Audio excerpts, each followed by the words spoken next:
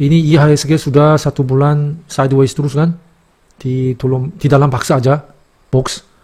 Nah, sekarang indikator ekonomi utama di Amerika akan datang itu inflasi November. Itu akan diumumkan tanggal 13 Desember. Lalu yang acara event besarnya kan FOMC meeting.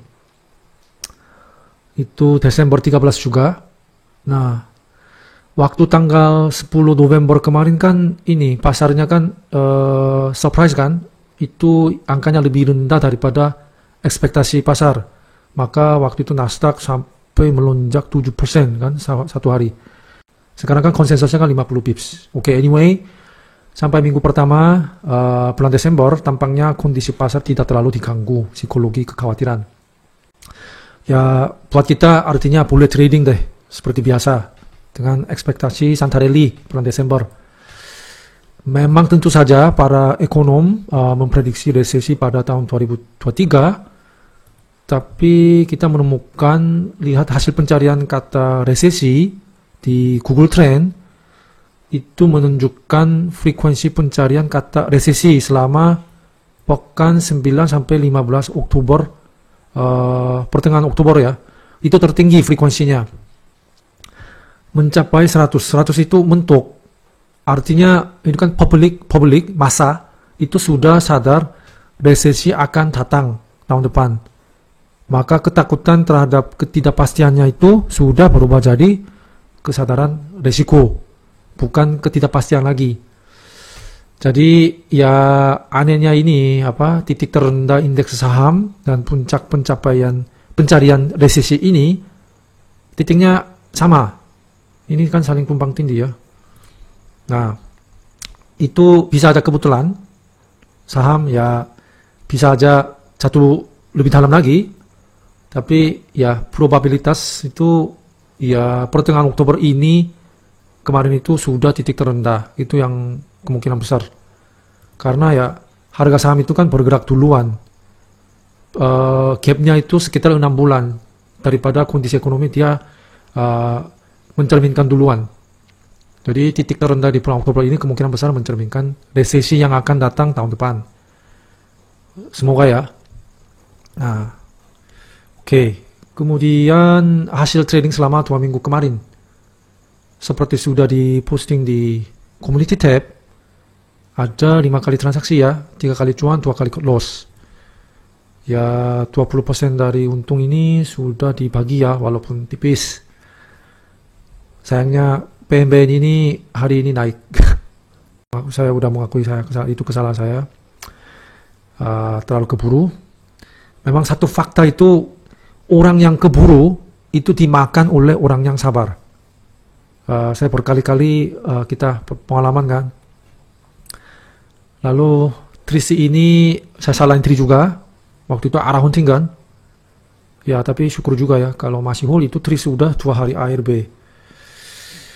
Oke, kita cek izinnya ya. Kita cek 3 saham tadi yang untung. Pertama ABA dari Pak Edric. Terima kasih rekomendasinya dari chat risiko sudah rendah.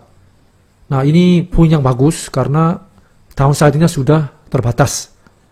Lalu ada bahan gorengan dikit, joint venture dengan salah satu perusahaan teknologi. Nah ini kan emiten Erick Thohir dan kode.id bentuk JV baru. Ini kode development Indonesia PT-nya. Nah jadi waktu kemarin buka koto beli saham-saham IT rally, dia bisa aja dapat kecipratan sentimen positif. Lalu waktu itu pasangannya ABA yaitu Mari itu kan mulai meloncat. Ya tapi sayangnya Mari itu sangat jauh lebih kencang. Dia yang memimpin, ABA itu ikutan, Mari aja. Oke, maka tradingnya di area sini kotak kuning beli di area 181 sampai 183. Kalau 184 ini satu lot untuk sinyal. Lalu jual dari 186 sampai 189. Oke, yang penting cuan. Kemudian Pani. Ini dari Pak Imnu. Terima kasih Pak Imnu. Hari ini belum hadir ya. Rekomendasinya bagus. Hari ini dia rekomendasi Bumi juga semalam. Jadi hari ini kan saya masuk Mantap. Nah, ini setelah ride issue bulan Agustus kan ada momentum, lalu dibanting terus kan, lalu mau berubah jadi uptrend. Nah, di sini Pak Inu bilang kan bullish pattern yaitu cup and handle. Cup and handle ini kan, nah sangat mirip. Nah, oke, saya juga belajar juga ini. Nah, cuannya nggak jadi maksimum dari 1170 jual 1225. Tapi yang penting ada cuan nyata yang bisa dibagi untung. Nah, itu aja.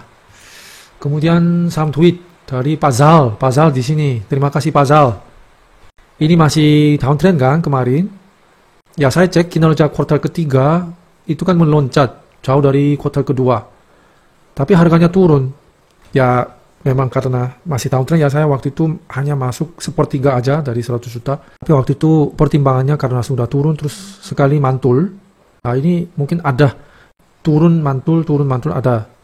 Jadi ini harga sudah turun banyak, itu bikin demand untuk orang-orang bottom fishing.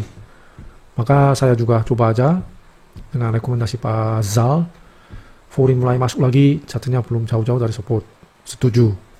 Next temanya apa nih? Tema yang saya pantau itu strong dollar. Harga dolar kan menembus 15.000 ketika mulai dari akhir September kan. Lalu sampai saat ini dia nggak turun-turun. Karena dampak dari kenaikan suku bunga Amerika kan, walaupun Bank Indonesia juga bulan ini mengikuti kenaikan suku bunga jadi naikin lagi 50 bips. Diperkirakan lagi bulan Desember. Nah, FOMC meeting Amerika kan akan naikin suku bunga minimal 50 bips lagi kan. Berarti harga dolar setidaknya sampai akhir tahun ini bakal tidak turun-turun. Potensial area di sini. Jadi emiten-emiten yang mendapat keuntungan dari dolar yang lebih kuat adalah perusahaan-perusahaan ekspor. Nah, pasar akan mulai mengantisipasi kinerja kuartal keempat untuk emiten ekspor itu bakal bagus, ya kan? Peringkat barang-barang ekspor utama Indonesia nomor 1 palm oil, kelapa sawit. Tapi ya setahu kita kan saham CPO masih ada ketidakpastian dari risiko regulasi. Pokoknya kalau ada noise dari regulasi, pasar nggak suka. Kalau batu bara, petroleum gases, oil and gas, nah memang mereka ya ekspornya kan besar, tapi saham-saham terkait mereka ini hasil bumi, soalnya masalahnya sudah naik tinggi sepanjang tahun ini. Nah, lalu saya cari barang-barang dari peringkat 10 sampai 20, menemukan ada footwear, pakaian dan tekstil, kayu itu menonjol. Nah, oke. Terus mendapat berita tidak semua rapor kinerja emiten tekstil merah. Nah, di sini merah karena yang merah itu karena biaya bahan bakunya tinggi. Sama juga itu dampak dari dolar yang kuat. Mereka impor bahan bakunya. Cuman contoh ST masih tumbuh penjualannya, Indorama masih naik secara tahunan. Ada ekspektasi pasar kuartal keempat lebih membaik, ya kan? Terus satu lagi Tris ya tadi ya saya CL. Cuman ini kan laba Tris sudah mentok atas karena dolar menguat karena dia ekspor. Oke, terus terakhir Wood. Ini perusahaan furniture menyebut penguatan nilai tukar dolar Amerika Serikat terhadap rupiah berdampak positif bagi emiten furniture. Oke, setahu saya Wood ini porsi penjualan itu 90% itu ekspor ke Amerika. Kita lihat ini ya contoh ya, PBRX. Ini kan bidang sektornya kan pakaian. Terus dia sama Sril itu keduanya perusahaan ekspor yang terkenal. Nah, dia November ini memang dapat momentum dari ride issue, maka dia rame dulu. Tapi penjualan kuartal ketiga juga naik dia. Walaupun laba borosnya turun gara-gara biaya bahan baku naik. Tapi kan kuartal keempat kan omset kalau naik lagi bisa kontrol bahan bakunya. Oke, setelah PBRX siapa lagi? Kita cek Tris dulu. Tris ya memang lagi ARB 2 kali, hari ini juga ARB. Cuma ini sahamnya sudah narik perhatian pasar setelah sekian sideways lama. Nah, ini kan volume besar artinya kan perhatian pasar. Oke, dilihatin sama pasar. Harapan kinerja kuartal keempat bisa jadi bahan bakar untuk ronde kedua lagi. Nah, cuman ini bukan rekomendasi ya. Watchlist ginseng cari duit aja. Nah, jadi kalau kita sabar tunggu dia koreksi mungkin dalam, ya bisa aja ada peluang. Resisten ini kan memang ini kelihatannya wajar karena ya barang-barang yang dari nyangkuters di bulan Juni dan Juli ya mereka kan nunggu lama, begitu dikasih PP ya pasti buang dulu kan tergodanya. Jadi ya memang sekarang tahapan untuk mencernakan barang-barang yang busuk, nyangkuters. Bell ini kan anak usahanya Tris ya kan, 78% itu dipegang oleh Trisula International, Trisula Textile. Nah, ini chart weekly ya.